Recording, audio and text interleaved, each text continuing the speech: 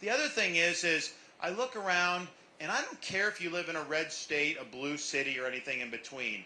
Criminals need to be held accountable for their crimes in this country again. You do the crime, you do the time.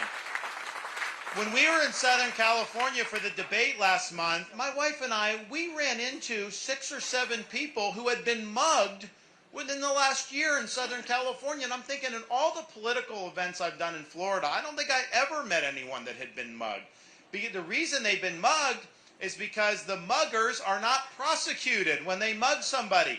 The women were telling me they have to take off all their jewelry just to be able to go shopping, even in like nice parts of Southern California. And again, that didn't just happen by accident. That's a result of leftist politicians getting elected to be prosecutors, usually with financial support from people like George Soros. They get into office and they say they are not going to prosecute crimes they disagree with. They let the inmates run the asylum, crime goes up, and the community starts to collapse, and many people flee as a result of it. And I know when these policies are doing harm, because the #1 place these people flee to for safety is the free state of Florida, and they tell me about it. So, as president, we're going to lean in against these radical prosecutors. We're going to ensure that laws are enforced. You have a right as an American to raise your family in peace and security.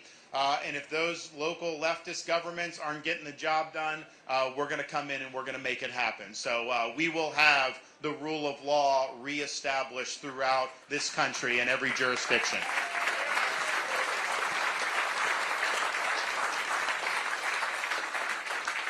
The other thing, so we launched our Veterans Coalition, and we're going to do a lot of great stuff to help veterans. It's going to be something I'm really engaged in. We're going to take a model that we did in Florida that my wife actually developed with our welfare system called the Care Portal, and Kim Reynolds has sent people down. You guys are going to do some of this stuff too in Iowa.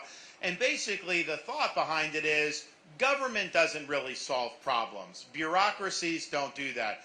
The bureaucracies are good at creating dependency on government programs, but they're not good at liberating people from the need for the government assistance to begin with. So what my wife developed, the Care Portal, it has churches and synagogues and charities and volunteers and businesses that plug into the portal. You have somebody that comes in, a single mom that has needs. Instead of just doing a check and having her come back, they put the stuff in the Care Portal, and guess what? The church will show up and will help, or charity will show up and help. Since we've done this, about a year and a half, taken over 8,000 people off government assistance. They're now self-sufficient because they're in the community. We're using those resources. So you have government that's just facilitating connections to what's already in the community, because the thing is people don't know what's all out there. And that's especially true with veterans. So we want to take that same model for veterans. I remember when I left active duty, I got a packet, and I didn't need anything, I was fine, but I get this packet of veterans, and I'm looking at it, and I could not understand any of it. It was all bureaucracy, all red tape, and I'm just thinking to myself, a veteran comes in need, and they got to navigate this massive bureaucracy, and it just doesn't work. So we're going to have a similar portal. All the veterans groups, we have veterans charities, veterans organizations, businesses, volunteers, and it could be something as easy as a veteran comes in, they're having some problems emotionally, goes into the Care Portal.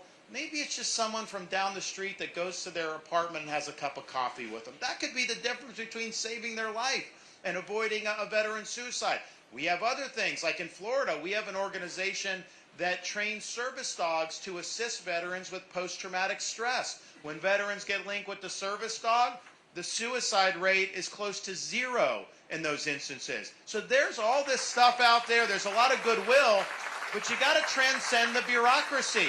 You can't get mired in the bureaucracy. So we're going to help the veterans, and we understand these are tough issues. Suicide rates, substance abuse, homelessness, all the mental health, all these things really need support. Government's not going to be able to solve it, but government can facilitate all the great resources that we have throughout our country. But I'll tell you this, veterans come up to me, they'll talk about some of that stuff, they'll talk about that, but they actually don't talk about what they want for themselves. They talk about what they want to see for our country, and one of the things that they're concerned about is the state of our military.